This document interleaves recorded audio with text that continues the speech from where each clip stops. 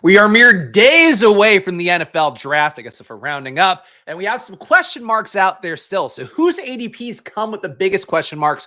We're going to talk about that. I also, right before the show, obsessively looking through top 30 visits, in particular, trying to solve some things for Audric Estime. It didn't look good for him, but it does look good for one guy. So let's tease that out. I am already in a draft here. I see some folks in the chat here, our guys, Thomas, Jeff, Adam, who doesn't love the new YouTube layout, which I didn't even see today.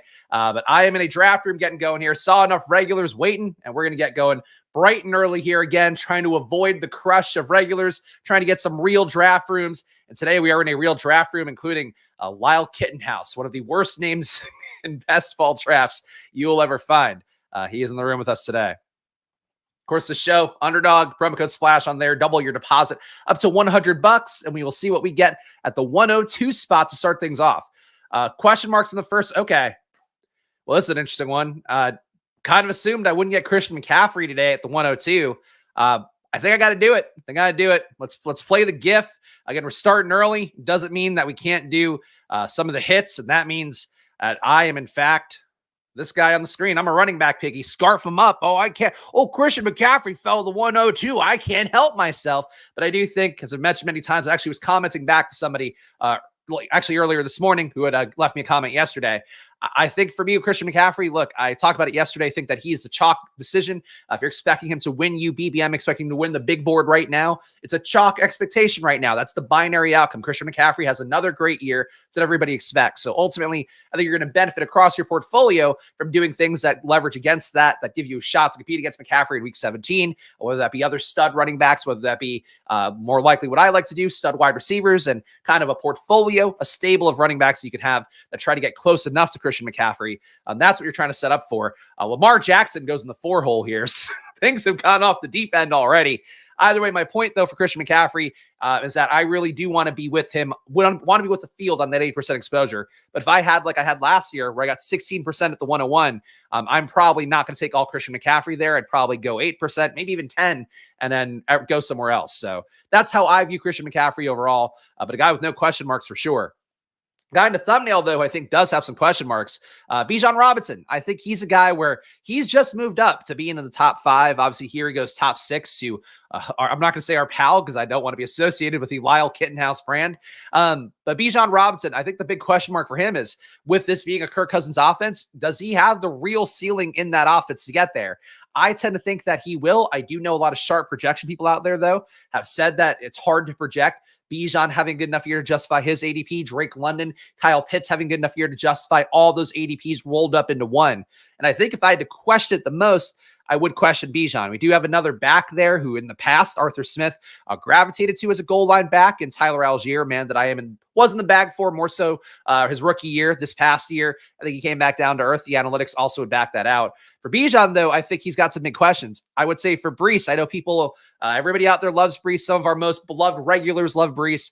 I would say for him at ADP too, the question is, like, if you really unpack it, how does he get there this year? It means that, the Jets have to be world beaters. The Jets have to be a team that wins the AFC East. The defense, you have to assume, is also carrying a lot of water that allows them to set up Breece, having these big days, having a lot of the ability to rack up the big yardage, because in a play from behind offense, he can get there too. Aaron Rodgers will be maybe an elevated version of what we saw last year with Breece getting the check downs from really just garbage guys playing at QB, Zach Wilson and who else? Tim Boyle, whatever else was left there at QB. So for Breece, I think that I have the question still, like, are the Jets going to be good enough to justify where he's going right now? I don't think it's a flaw for Breece. I think it's a flaw with the Jets. Of course, got some chats going on here.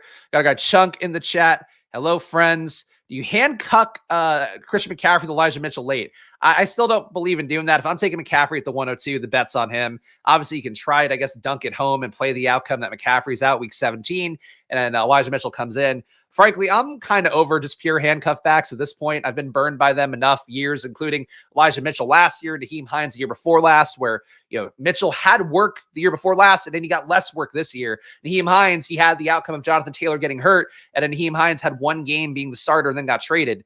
So to me, I'm trying to really be mindful of not going crazy on these guys. So the Lamar Jackson guy takes Devon Achane at this pick. So I guess he's correlating for previous week 17s of Baltimore and Miami. And that's why he had to go nuts there.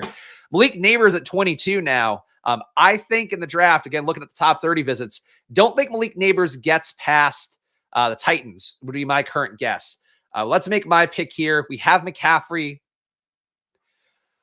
Recent reports coming out that, so I guess the Raiders owner, Dennis Allen, what's his fucking last name?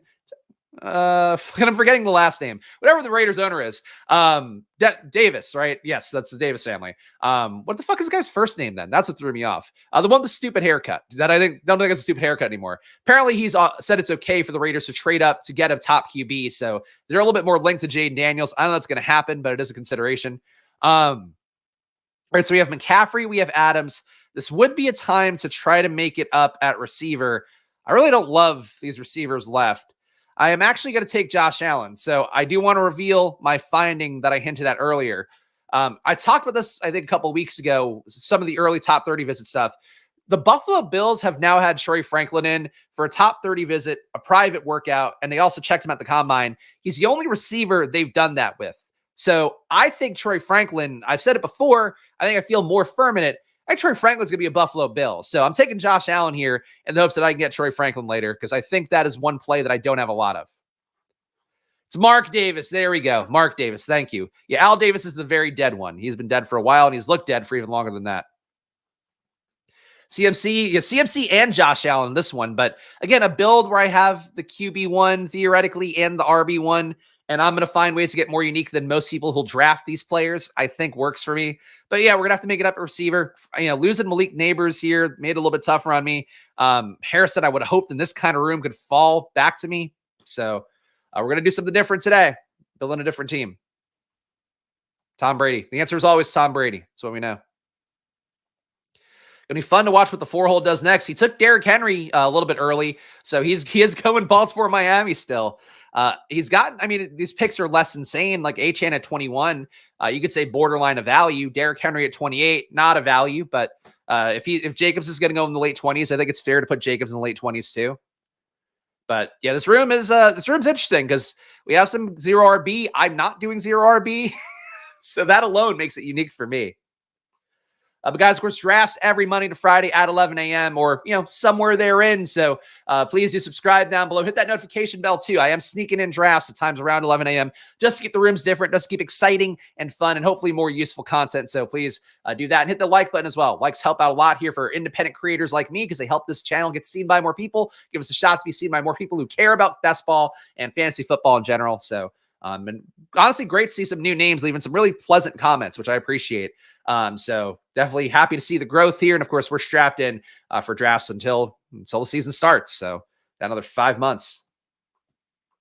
The NFL draft coming soon, though. Very excited for it. I saw actually our guy Tyler on Twitter. Shout out to our guy Tyler doing a stream with Tom, who I used to work with at Football Outsiders. Though Tom did kind of annoy me with how he and those guys handled that situation. Neither here nor there, though.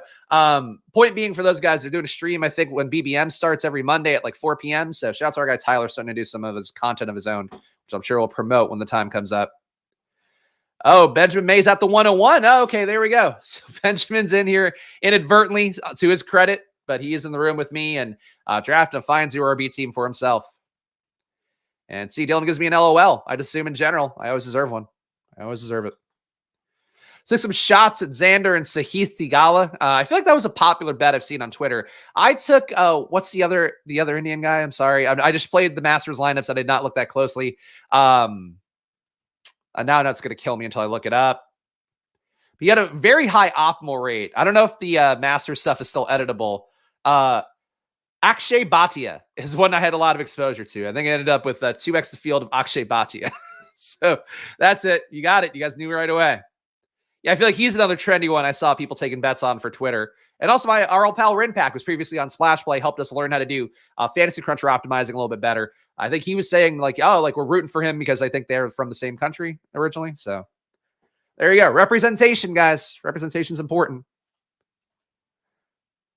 Akshay Bhatia. All right. We don't have to be that granular. I think Akshay Bhatia was perfectly fine. I don't think we have to be dicks about it. All right. We're coming up here for some more picks. Let's see what J. Mac Crenshaw does at the 4-hole. Doing some bizarre things thus far. And yes, as Dan points out here, Hurts and Stroud goes to number 7 to a guy who does have Diggs. Though The Hurts part reaching ahead of ADP, I just don't get it. So again, guys, we are seeing real rooms here. You guys, we get spoiled. Oh my God, Dak at pick 45. Holy shit. Things are going askew in the 4-hole. No receivers for him. Yikes, yikes, yikes. Rashee Rice going to get suspended for some time now. Warrants out for his arrest. We'll see what happens there. Doesn't look good. If I had to guess, 2 to 4 games for him. And I'm not a lawyer. Keenan Allen, you guys know I like buying in on the Bears. We're going to buy in on some Bears here. Happy to keep doing Keenan Allen for now. Team so far, we got Josh Allen, CMC, Devontae Adams, Keenan Allen, the all-stars of 2021. Definitely an aged team so far, but we're going to make it up. We're going to be okay. All right. What do we do here? What do we do? Obviously, receiver would make the most sense. Don't love this pocket.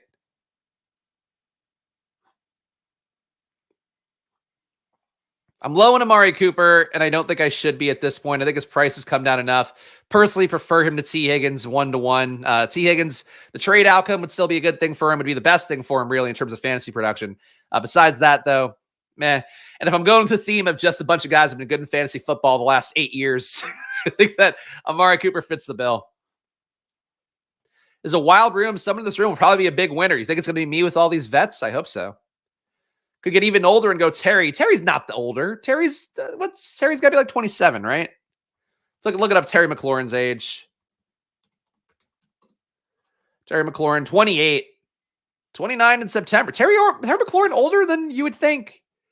Did he come into the league old? I feel like I don't know. I guess he's been around long enough.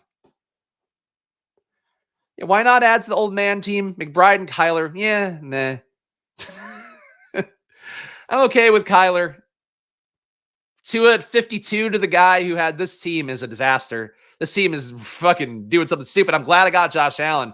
This guy's got Lamar, Dak, and Tua. Again, you guys want to see normie rooms? Here's the fucking normie room. I'll change the title of the video after this one to look at the normie room. Question marks here in this round. I think 2 at pick 52 is a pretty big question mark. I questioned that ADP pretty vigorously.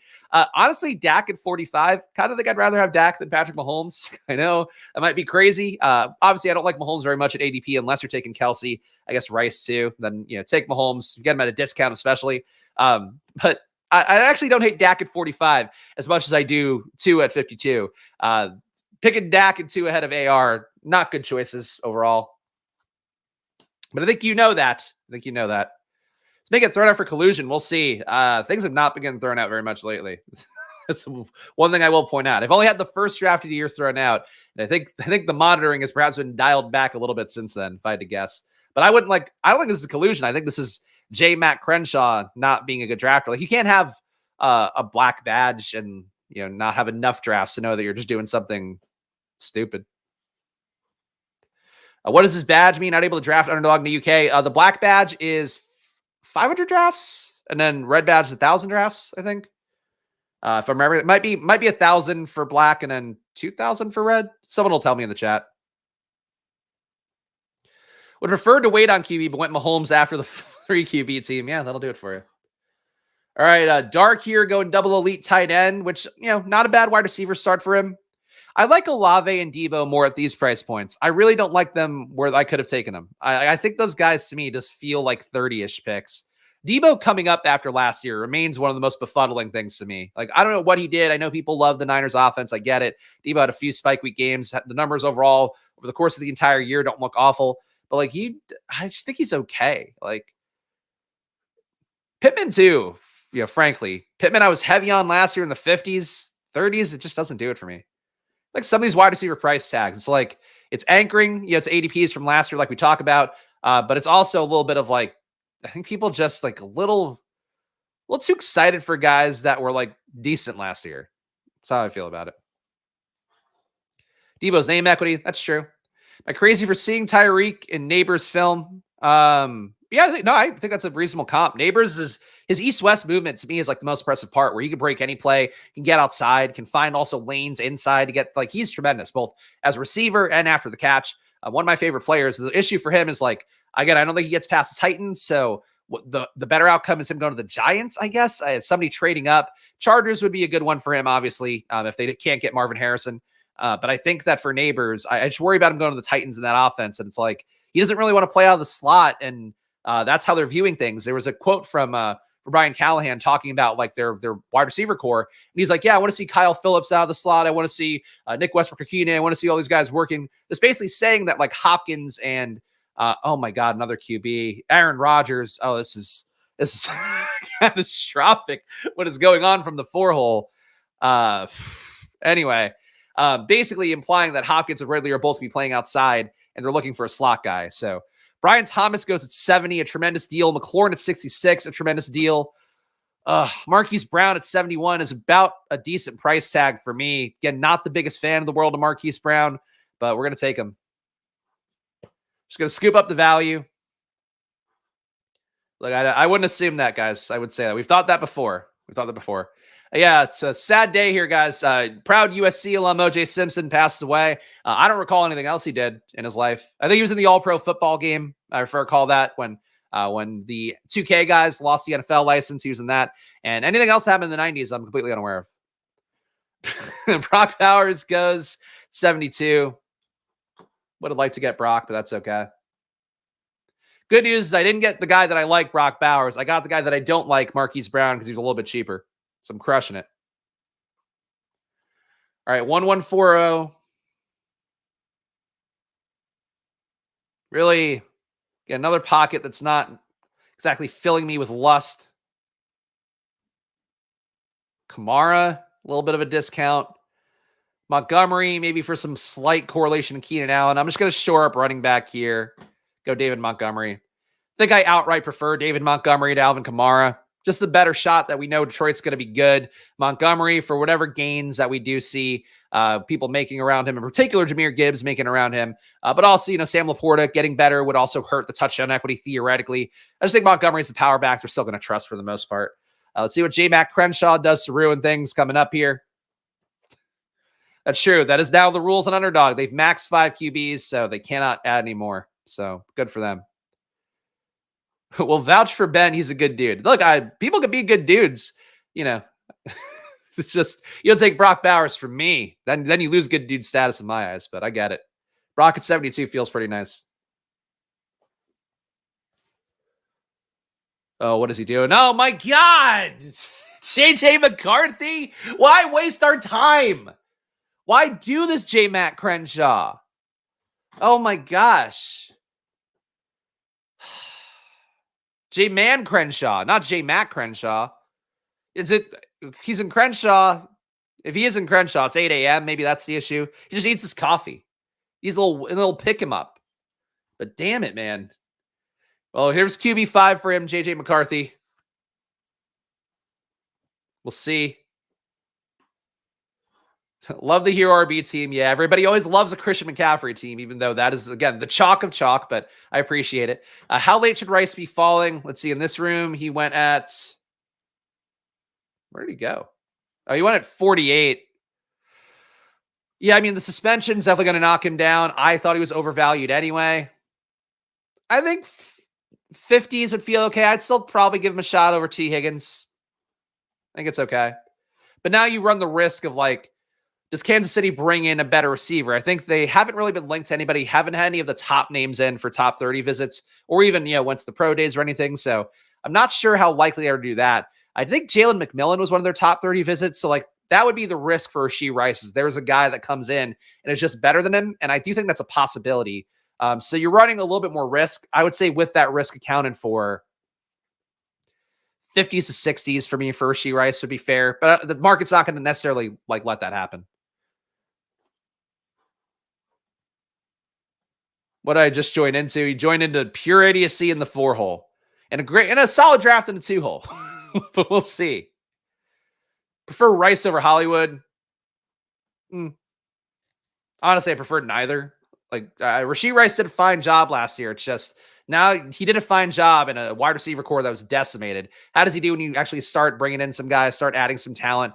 There's some vets they could add to for cheap, I'm sure, at some point. There's ways they can make that wide receiver room a lot better, and I think that hurts Rashee Rice as a guy who was just a good target earner, wasn't getting a lot of depth in those targets, and that's, again, the way they wanted to use him, and now you add in the legal stuff. Like, a lot of things coming together that just don't help out Rashee Rice, who I really took a stand against early on here. Don't think I expected quite this bad of a run out. Definitely did not expect the legal troubles. You can never account for that, but really one of the worst run outs for a guy that was going top 20 at one point in these drafts. Gonna do a second draft? Nope. I have a meeting at 12. Part of why I started early. So one draft and done today, no matter what. Described all the following wide receivers for uniqueness in the contest. Yeah, Ben here in the one hole, doing a good job, scooping up some stuff. Minnesota brought in Jonathan Brooks for a top 30 visit, which I thought was interesting. Think that for Aaron Jones, adding in somebody that does past game stuff would not be great for the back half of his season. For Aaron Jones, especially a guy we expect has a better shot to get hurt because of his age, the injury history, and all that. I do like Aaron Jones, but seeing Brooks being linked there at all kind of spooks me just a little bit.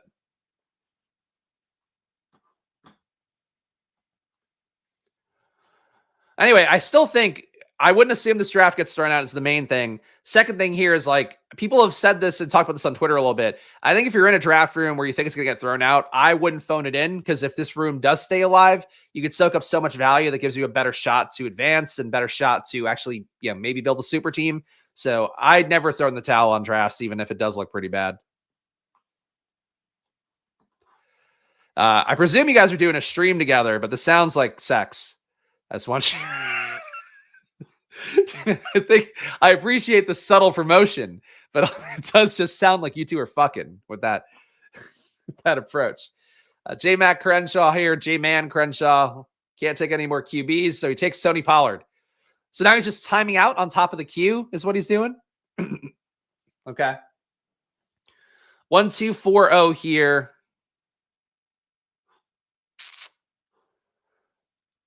I think running back would be better for me right now than receiver. Took Jalen Warren yesterday. I guess today's a Najee day. Firm us up at running back a little bit more.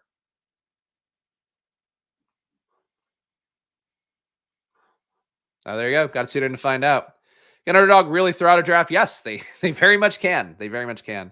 And they do. In fact, the first stream of this year was thrown out in my room, though I do think they were enforcing pretty aggressively then, maybe a little bit less so since, because there's like a manual process to it. It's not all, automatic. 1, 2, 4, 1 here. Supposedly, though, they review every draft, but I guess maybe they just enforce things more strictly in the beginning. Who knows? Javonte Williams had a lot of pushback on Javonte Williams yesterday. People not being big fans of him. I guess I get it. I feel like if I grab one more running back here, I can kind of be done. I'm going to try to do that here. We're going to take Trey Benson. So this seemed to me, I think that running back pocket, I could still get to 5. I could honestly, in my brain, with how I view running backs, I can get to 6 here. Just have to get less draft capital. But I think this allowed me to really shore up running back well, to protect if Christian McCaffrey gets hurt, to maybe be able to carry him into the playoffs, and then hopefully he comes back in.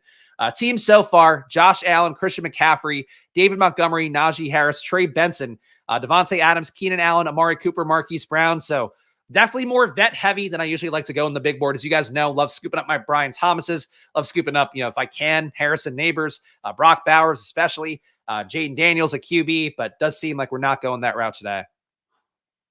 And Adam finds this team to be spicy. He likes it. And Javonte killed Tyler's father. A lot of debate about, about Javonte yesterday. And I do think the main takeaway for me, and just kind of drive home what we were talking about, is that I really don't think he's going to be efficient. I really think the biggest issue for Javonte is like people are still kind of locked in, even though the ADP is not showing it. They're locked in on Javonte still having a shot to be like he and Breece Hall were both really good, came on the scene at the same time, both went off, and then both guys had the injuries. Javonte was just never as good analytically as Breece Hall was. He was more of a volume guy. He's still a little bit better than he was last year, but not like by much. Whereas Breece, showed outlier traits, showed the shiftiness, all of that. Javonte hasn't. So I think we have to kind of, if that's like a brain lock thing for you guys out there, I would separate that. I still think Javonte's a valid back, though, because of the fact that he is, just going to get the volume. He kept the volume last year. They did work in McLaughlin. Then McLaughlin kind of got faded back. They still kept P. Ryan in the mix for pass downs. Javonte is more of that, 2-down back than a 3-down back, but the goal line equity, as long as they don't bring in a rookie, which they can. I think they had a few in for top 30 visits, but nobody who you're like terribly worried about. Javonte has, I think, got enough volume assumption, but assumptions of volume can be one of the most fragile things to project. I just feel good about that projection. Hopefully no one in picks 3 to 12 is watching the stream. Next pocket is where your boys, we'll see. Curtis Samuel goes at 103. Was kind of hoping I could double dip with Samuel too for my Josh Allen, but that's okay. Can't get everybody. A.D. Mitchell. I don't know. I talked about who I think is going to Buffalo earlier, but I'm not going to say it again now. Just in case. Yeah, and Mitchell also went at 94. So we are out at 90. On A.D. Mitchell, and again, I don't think A.D. Mitchell's the pick. The list, by the way, I'm looking at for top 30 visits. Let me see if I can find it here and just drop the link in chat in case anybody wants to see it. Walter Football, I think, has the most comprehensive and most updated list. Also, a nice graphic was made by Sam Hoppin, who I think is at Betting Pros now, talking about, I guess, basically not talking about, but like the graphic was showing where how much like each position was allotted there in terms of the top 30 visits for each team, along with their virtual visits, their pro days that they attended, all that stuff. I thought it was an interesting little graphic here that kind of shows the team likeliness a little bit more so. And then here's this article from Walter Football. I'm dropping in the chat too, which if you want to keep up with top 30 visits, it is a good one to take a look at. All right, Jared Goff goes 110. Let's see. In some of these rooms, I'm just curious, like, does the person have any correlation at all? So this guy's got Jahmyr Gibbs, not Amon-Ra with Jared Goff. So he does have correlation, but not the most logical. Carlos just wants to talk about OJ. I talked about it before, Carlos. There's only so many jokes you can make before it gets tasteless. But I made the joke that I don't know anything he did in the 90s, blah, blah, blah. Jaden Daniels goes 114. One of my bailout QB2s. He has gone to a guy who has Jalen Hurts and CJ Stroud.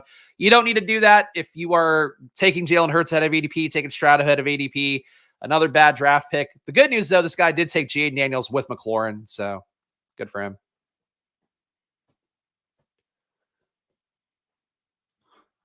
Walter was where I got my hand size combine measurements for the NFL added. There you go. Walter Football does a good job. Not a site that I use for a lot of things, but very niche things they sometimes have on there, like top 30 visits and like hand size, I suppose. Yeah, Walter Football's got the best list. I agree. It's also the only one that I actually see being updated. Like, I feel like a lot of, and this is the gross part of content now. It's like people made that for SEO and then they don't update it. And it's like, if you're going to make this thing, like make the thing, make it good, do the whole thing. All right. So we're going to just get our guy, Troy Franklin here. Again, I think this is a bet that is going to happen. I think Troy Franklin in Buffalo. I'm willing to take that stab right now. There aren't a lot of teams that have had 3 visits with a guy, and this is the only one Buffalo had 3 visits with. So I think they're in on Troy Franklin, and if so, Troy Franklin's going to be in the fucking 50s by BBM. So mark that one, plant that flag now. If Buffalo drafts Troy Franklin with their wide receiver core and doesn't add anybody else in a major way, he's going ahead of Dalton Kincaid, if not like right next to him. All right, 1450 here. I feel like I'm just getting baited into taking more running backs, but I can't keep doing that. I guess I'll complete it with Shakir too. Shakir's still going to be in the mix enough. Would have rather had Curtis Samuel at this pick, but Shakir, fine enough.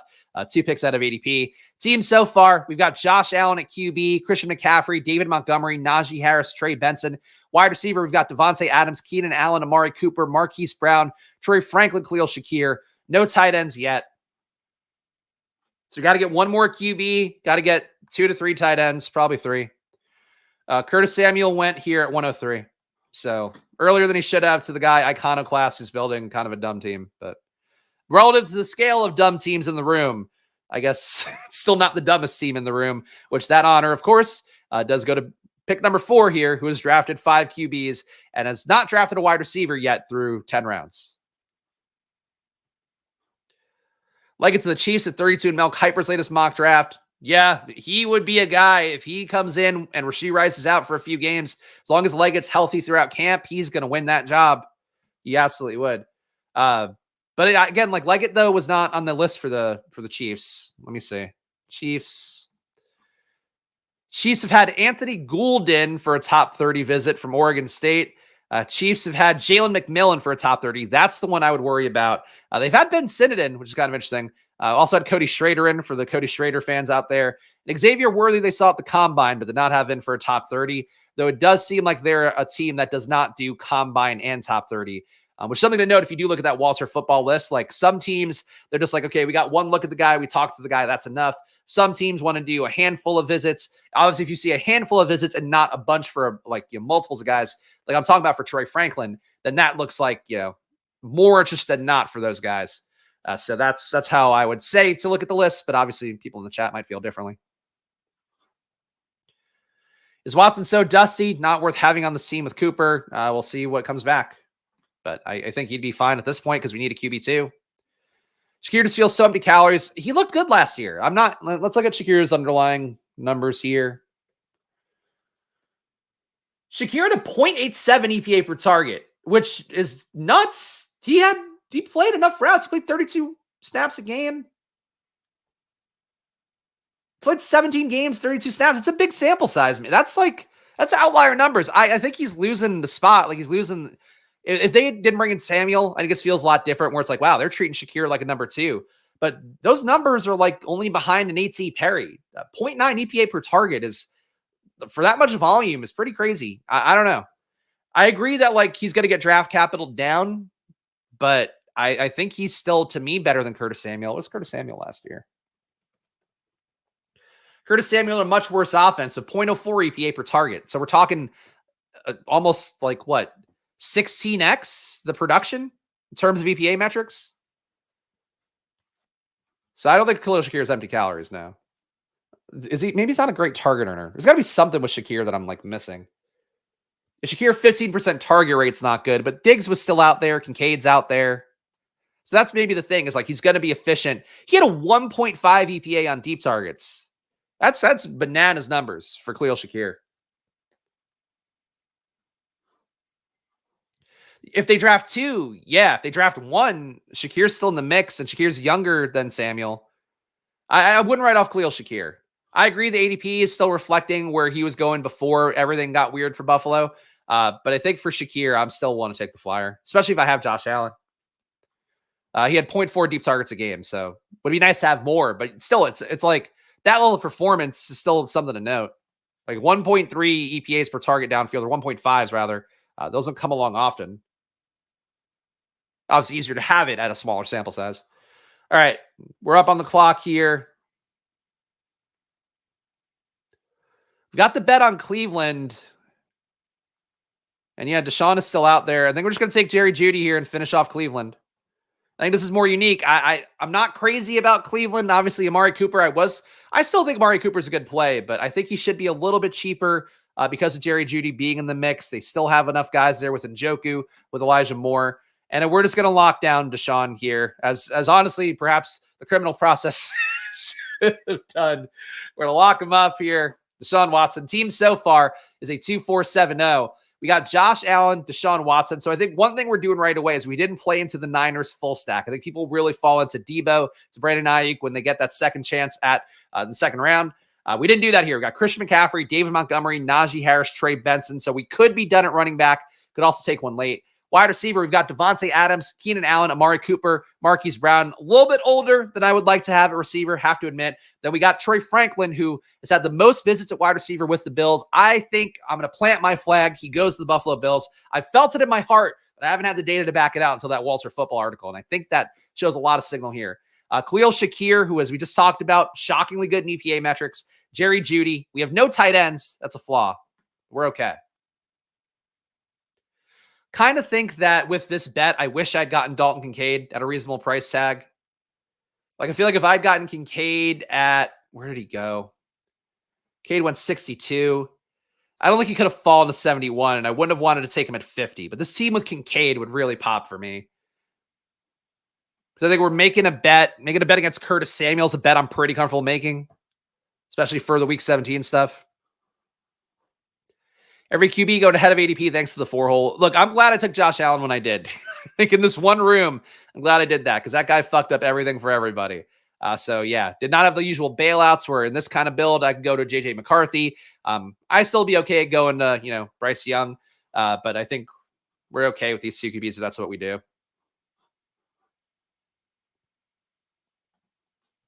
Opening up the pack of Barbie runs for the Masters. I don't even know what that means. You said words there. I don't know. I did like the Masters selling their food thing. Honestly, if I are a little more cash positive right now, not paying the bills for probably, I feel like I would have absolutely gotten that Masters food thing just to know. The issue though is like the smaller food thing. Like you missed out on a lot of the famous items. I feel like that's part of the allure. I would like to go to the Masters at some point, but I don't know if I'll ever have enough clout to pull that off. Slash, I don't care enough to be on the waiting list and or the lottery or whatever they do. No wide receivers or tight ends from the 4-hole. Yeah, he is doing something. He is doing something. Okay. Strain. Okay. Is it an indica or a sativa? I didn't know. Could we get a KC Buffalo battle in the playoff week? So Brown and Franklin decides, yeah, look, I think that's a good point. I mean, KC and Buffalo is the kind of matchup you can see the NFL go to. That's not, a divisional one, but maybe has some playoff implications, maybe for the bye. Would be the hope, I think. Whether that happens or not, we'll find out. But yeah, look, I think I'm set up with 2 positive AFC teams, and I have one of the top NFC teams. So really, it's tough because winning in fantasy doesn't necessarily go hand in hand like teams winning, but obviously teams that score more points, teams that win more games, more production to go around. Obviously, highly productive offenses are ones that tend to be outliers at the end of the year. It can't always be defense. The defense is not sticky. So with all that stuff in mind, I got bets on top AFC contenders and Cleveland too. If that defense can be 75% as good as it was last year, though I think, even that's asking a lot. 75% is good with this offense. Hopefully Deshaun can bounce back. It's the big thing. Points go Burr. I agree. When Splash Play food box? I will say I ordered this week. I was high on Monday night and we had no snacks in the house because we just, we're doing less groceries these days. And just ordered a bunch of pizza products from Amazon. Not actual pizza, but pizza combos, Chex Mix pizza, which is actually really good. And these random pizza chips. Some of you guys in chat are probably too young to remember this. There was a pizza chip called the Pizzerias that was made by Keebler when I was 5 to 10-year-old range. Best chip in the world. Tastes like pizza, kinda, but it's a very fun taste. Doesn't exist anymore. So my high brain was pizzerias don't exist. What can I get? So right now the Spags snack box would be entirely pizza snack based, and also Funfetti Muddy Buddies. That's what we did here. But it's okay because I'm fucking out running or walking 2 miles every day now. So that's how we're justifying awful snacking. Michael Mayer here. We can actually make a QB3 bet, which I think is kind of fun. We're going to do it with Michael Mayer, who I do like a tight end. Some risk that I guess the Raiders get Brock Bowers, and that kind of makes Michael Mayer moot. But I'm assuming that's not going to happen here. And if that's the case, I think that this Raiders offense, if they get Michael Penix, would be good. If they get Jade Daniels, great. If they get Bo Nix, I'm fine with that. I think anybody that get a QB, even though Gardner Minshew is probably starting the year, I'd be okay with that. Or at least they're going to do the same thing the Colts did last year. I got to give our credit to our guy Jeff here, who's talking me to Braylon Allen. Braylon Allen, one of the more prominent Cowboys running back visits that they have seen pretty much every talk back in the class, including Bucky Irving. But I think I'm going to get Braylon Allen here for my RB5. Again, we have the bet on vets that we can carry through early on. And I think I'm okay at wide receiver for now. Obviously, tight end, I need to make up on volume, but I'm all right with that. We can do that later. Give the team a read here before we talk more about pizzeria chips. Josh Allen and Deshaun Watson at QB, Christian McCaffrey, David Montgomery, Najee Harris, Trey Benson, Braylon Allen. So 2 possible Cowboys backs here. Again, another bet on hopefully a top team. I like that. Devontae Adams, Keenan Allen, Amari Cooper, Marquise Brown. So vet-heavy start. Troy Franklin, though, the bet on him to Buffalo. Khalil Shakir already in Buffalo. Jerry Jeudy as part of that Cleveland stack. And Michael Mayer correlated with Devontae Adams. And I think we could take the QB. We don't have to take the QB. We've got optionality there. So I'm going to have to race Pete on Saturday for us to finish a bag of pizza chips. I have to make sure that Pete's still in for the stream, by the way. I've not talked to him this week, but I'll do that. I've been very busy. And again, I have too many fucking meetings, too many meetings today that are going to be very stressful. And I'm trying not to think about. Pizzeria chips are goated. Tried explaining them to a Gen Zer once. They thought I was, this is how it's been. I tried to explain it to my wife and she's like, okay, yeah, chips. Great. Did not fucking get it at all. Even though we love chips in this house. How do you feel about Jonnu? A better version of Durham Smythe. Don't expect him to have a floor game to game. I think there's a ceiling there. So I'm okay taking him. I'd probably take him as more of a 3 tight end build guy. Would not feel good about him just being my tight end too. But he's good.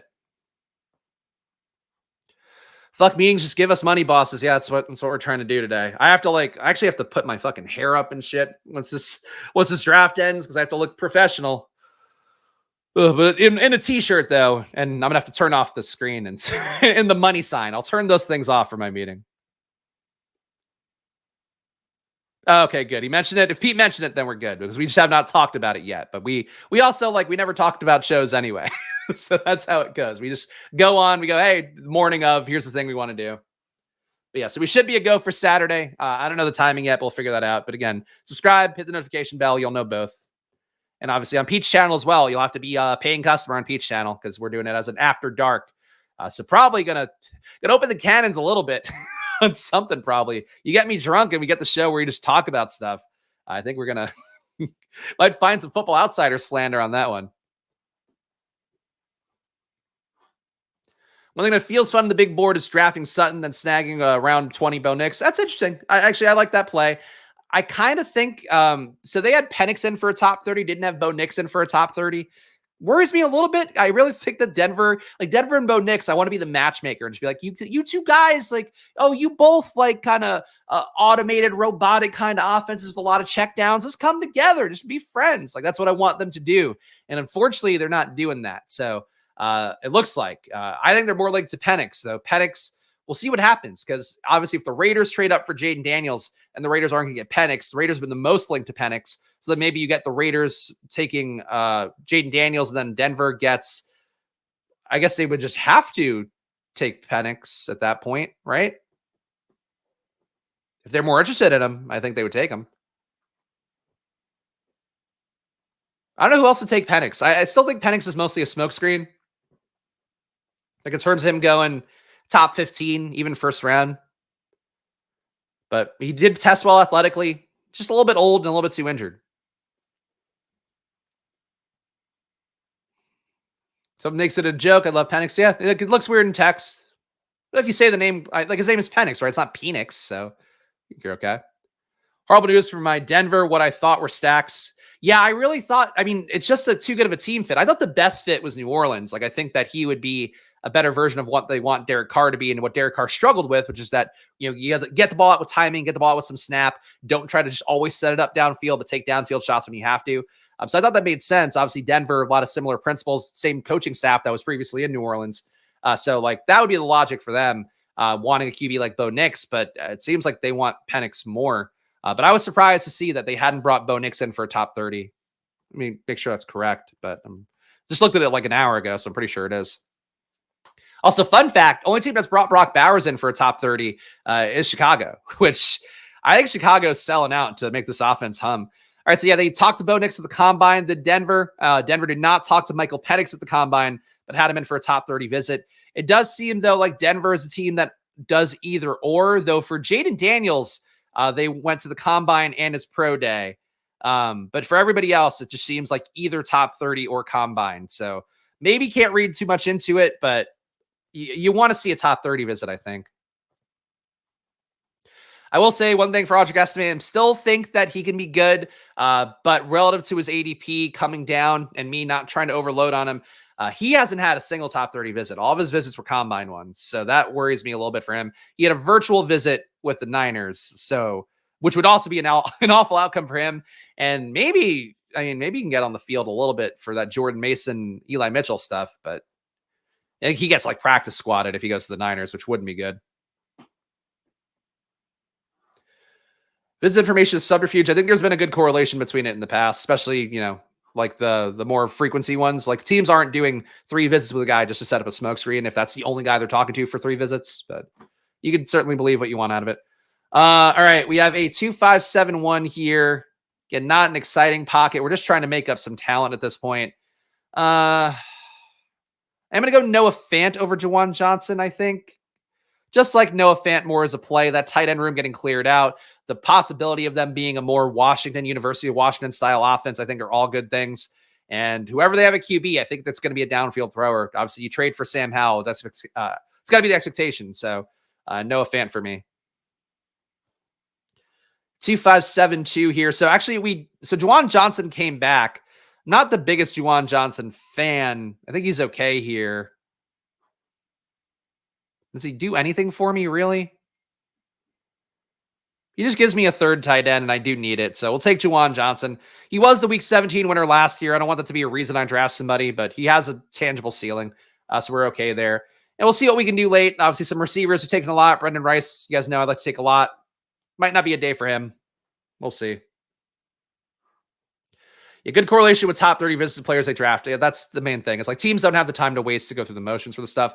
Leaking stuff to the media, that's the smokescreen. Like, that's the real one. But, I get it. Barrows Chicago would make sense if they didn't just pay a shit ton to Komet. I agree. I agree. I mean, that's the thing, too. So, like, again, I've beaten up on the NFL.com mock draft they had where they were talking about Atlanta trading up for Marvin Harrison.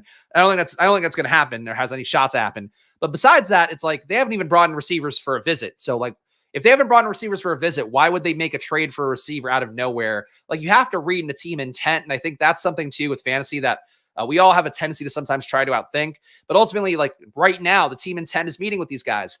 In July, the team intent is who's with the first team, who's getting more work. What are they saying to the media about these guys? Who are they talking about can earn more reps? Who's going to be a guy that's rested with the starters? Like those kind of things. So like reading team intent is one of the best skills you can have for this stuff. And I would say that for me, like this is the best team intent stuff we have. This is the top 30 visits and who's getting them and who isn't. But then you have to look at obviously the overall thing where it's like, okay, we look at Denver and we see they're not doing doubles for anybody. So that could mean nothing then that they didn't bring in Bo Nix for a double.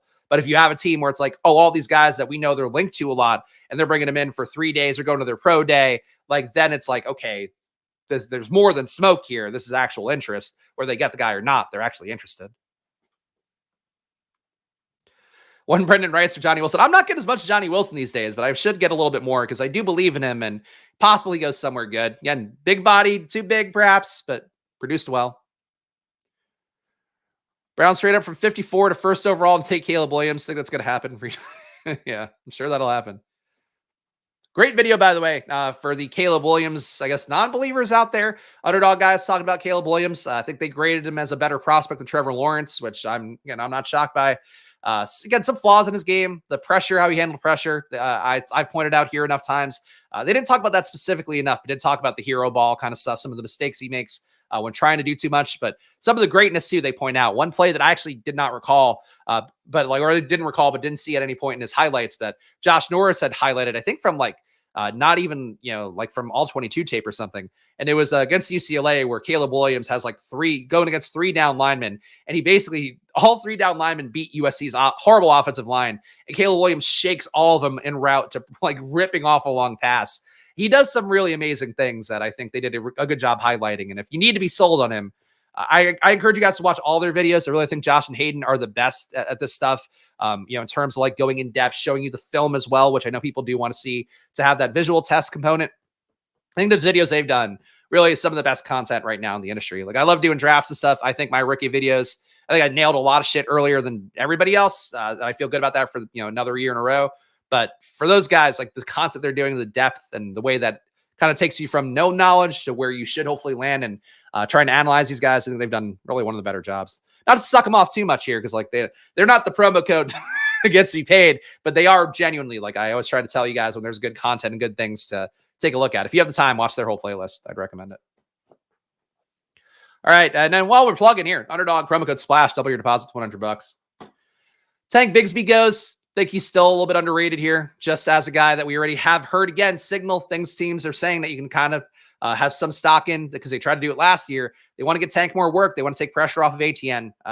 Tank awful last year. I honestly, it's worth pulling up the numbers just because he was so egregiously bad that it's hilarious. Negative 0.23 EPA per rush. And this is not a typo. Negative 2.6 EPA per pass. So he gave away every time he was targeted a little bit less than a field goal. But there was really some agreed displays by him in the pass game. I don't know if you guys remember, you might not, because it may not be as traumatic for your best ball exposures.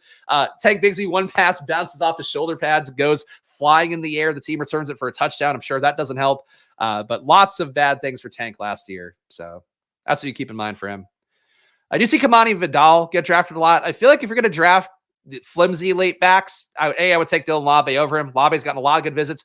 Labe, I think, had a visit with the Chiefs. What's the Chiefs? No. He had a visit with the team where I was like, oh shit, that would be really bad. Visit with the Bucks was one that he had, which I think we talked about the New Orleans one. Chicago, that was one where I was like, uh-oh.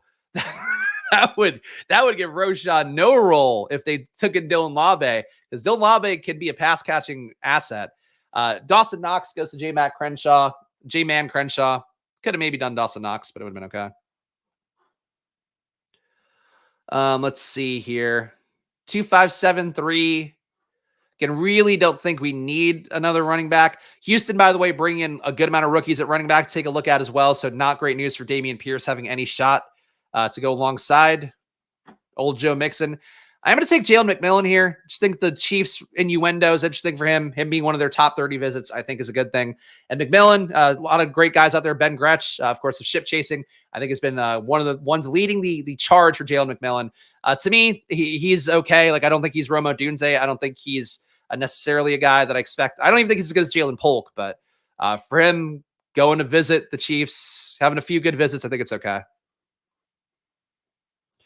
All right, a 2-5-8-3 here.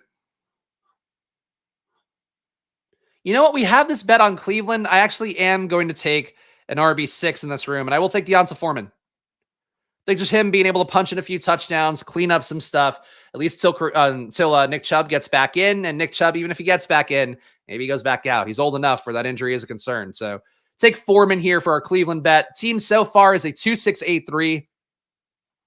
We got Josh Allen, Deshaun Watson, Christian McCaffrey, David Montgomery, Najee Harris, Trey Benson, Braylon Allen. So two potential rookies going to the Cowboys here. I do like trying to corner that market. Deonta Foreman as well. Honestly, largely just because of the Cleveland bet, but also because I do like making up volume at running back, even if I'm not putting the draft capital there. A wide receiver, very vet-heavy early. Devontae Adams, Keenan Allen, Amari Cooper, Marquise Brown. Then we got Troy Franklin, who's had 3 visits with the Bills. The hope is that he goes there. Khalil Shakir, also correlated with Josh Allen. Jerry Jeudy, correlated with Cleveland. Jalen McMillan, we think he can go to KC. Worth that flyer now. A tight end, Michael Mayer, Noah Fant, Juwan Johnson. That's the team, and I like it. Feel okay about it. I feel like that was me getting less aggressive with my proclamation. I like it. It's okay. I don't hate it. That's how that goes. If I looked at Blake Watson, I think he was on one of my initial sheets, but he didn't stand out in any way. Yeah, Blake Watson, 0.06 EPA per rush, 19% stuff run rate, 18.8% missed tackle rate. I never like guys that have a higher stuffed run rate than avoided tackle rate. Not that it really matters, but that's one thing. Blake Watson, not bad in the pass game, 20 routes per game, 0.22 EPA, but nothing here that I'm like dying for. Not great versus 8-man boxes. Not good in the red zone, in particular, receiving in the red zone, negative 0.4 EPA there. He's a dude. I don't know. Really, for running back this year, I've said it enough times, but it's just whoever a team falls in love with that gets drafted, I think is it. So if somebody loves Blake Watson, somebody loves Ray Davis. Ray Davis is linked to a few good spots in the top 30 list as well. Ray Davis was linked to the Broncos. They had a top 30 visit. That would be really bad for Javonte, I think, because Ray Davis probably has more juice. Ray Davis went to the Packers for a top 30. Ray Davis went to Houston for a top 30. That would be an interesting one and would probably make you want to draft Ray Davis. Ray Davis had some combine visits for a couple teams. And he went to the Cardinals for a top 30 as well. Oh, and the Falcons for a top 30. Ray Davis has had a lot of good visits, man. I'm not a big Ray Davis guy. I think he's just a dude, but he does seem like somebody that maybe some of the scouting guys falling in love with a little bit more. I think McMillan's better than Polk. I mean, McMillan was hurt this year, so it's hard to evaluate them one-to-one. I think Polk graded out pretty well for me. Let's see if I have both guys in here. I know I have Polk. Yeah, Polk had a good RAS testing, and then also a 0.34 EPA per target, which is not great. 25%. It's good though. 25% target route run, not great, pretty good. Polk was pretty good out wide though, 0.59 EPA compared to 0.12 out of the slot. So he is more of an out wide guy, which I tend to put a premium on. And then McMillan, do I have McMillan in here? Do not have McMillan. Let's see if he's in the database. Actually, hold on, let me make sure my pick. Okay. Also wanted to make sure I had his name spelled correctly. Okay. Jalen McMillan. He might have had enough routes this year to qualify, right? Because he was hurt for a good portion of it. Come on, McMillan. He might not have enough to qualify, unfortunately. So I can't look him up live. Yeah, I spelled his name correctly. He's not in there. I did look up at McMillan though before for his last year numbers because somebody had asked me to. And I do remember being like, he's pretty good, but it wasn't that much better than Polk. I think it might have been actually worse than Polk, at least in the EPA metrics. Xavier Worthy visited Buffalo. I did see that, but again, Troy Franklin's had 3.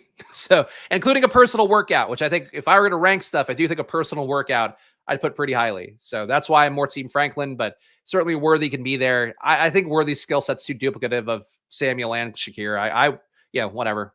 The Bills are going to do what the Bills are going to do. If I were them, I think a Franklin type or a Brian Thomas type would help them out a lot more. Look at all these wide receivers on top of the queue. That's a first. That's true. This definitely was a lower wide receiver draft than we usually see. We do have Brendan Rice here, who I'm okay with. I think with the bets we have, it wouldn't be crazy to take Gardner Minshew. And frankly, I think we could use a little protection against Deshaun. The rookies who go to Vegas aren't here, so we're going to take Gardner Minshew with my last pick. Team is going to be a 3-6-8-3. Josh Allen, Deshaun Watson, Gardner Minshew at QB. Running back, CMC, David Montgomery, Najee Harris, Trey Benson, Braylon Allen, Deonta Foreman. So we did get our hero RB, then move the capital around. Wide receiver, Devontae Adams, Keenan Allen, Amari Cooper, Marquise Brown. Damn it. I was hoping I could get through it all. Troy Franklin, Khalil Shakir, Jerry Jeudy, and Jalen McMillan, who, again, some good visits for him, including Kansas City. Tight end, Michael Mayer, Noah Fant, Juwan Johnson. Is it a tight end? Could have maybe gone 4 tight ends, but I think that 3 works well enough for me. Ricky Pearsall video. Yeah, Ricky Pearsall working out with Waddle and Tyreek. He could be a slot receiver for Miami, and that would be, that would really fuck things up for Waddle, I think.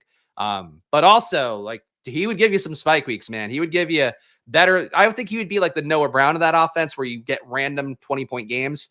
But that's an interesting one, that workout that we're talking about here. Yeah, oh, poor Ruggs. Or I guess not poor Ruggs. Poor people who got affected by Ruggs, but also poor Ruggs. All right, guys. Drafts every Monday to Friday here on Splash Play at 11 a.m. Appreciate you guys being here. Of course, the timing, we say 11 a.m., but I do have to move it around to try to give you different looks, different rooms. That's the goal here, to show you real experience of what it's like drafting these rooms, how to handle weird shit like we just saw here. I will update for sure if the team gets thrown out. But please, either way, subscribe down below. Hit that like button. Your likes matter a lot here to an independent creator like me, because it helps me get seen by more people. And that's the main goal every day, to get seen by people like you who enjoy the stream. That's the hope. So hit the like button here, subscribe to get our videos in your feed, and that's the goal for that. Underdog, promo code Splash on there. Double your deposit to $100. Probably my baby, best sport betting data in the world. 7 units in content this week. We are up, so feeling good about how data is rolling. Of course, have a lot of meetings about it, trying to make the product better. And actually, one key change coming up, I think within the next 48 hours, hopefully, very least in the next week, allowing you to filter by sportsbook. So if you only want to look at the sportsbook you have money at, we're going to allow you to do that here and still try to give you plus EV bets. So that's coming up. It's worth getting in the mix now. Promo code SPLASH, probably.com/subscribe will get you 50% off. And you can also get a 7-day free trial, which I'll leave in the pinned comments. And also leave 5 stars and a review to enter win a guest hosting spot on Splash Play. We'll be drawing that on Monday. Stochastic Masters is now going on, but there's still going to be tournaments, I'm sure, for the Masters throughout the weekend. I would recommend using their Sims tools and data. That's what I did for 20 lineups in the Millie Maker for the PGA. I don't play PGA regularly, play it here and there, but I do think it makes it easy for you to jump in, especially if you're looking at ownership, looking at leverage tools and things like that. That's what I did for my lineups. That's how I landed on some of the guys I did. We'll see if it works. But either way, if you just want to gamble a little bit on DFS and have the best tools to make it easy for you, that's what I would recommend doing. Stochastic, promo code SPLASH on there to get 15% off. Shout out to all the fine folks who've joined this channel. In particular, our guys here at the end who've been actually had a nice convo in the chat with our guy W for Omega. So shout out to him. But appreciate all the guys here watching live. And of course, all of you guys with the join button, appreciate you even more for helping us put on the show.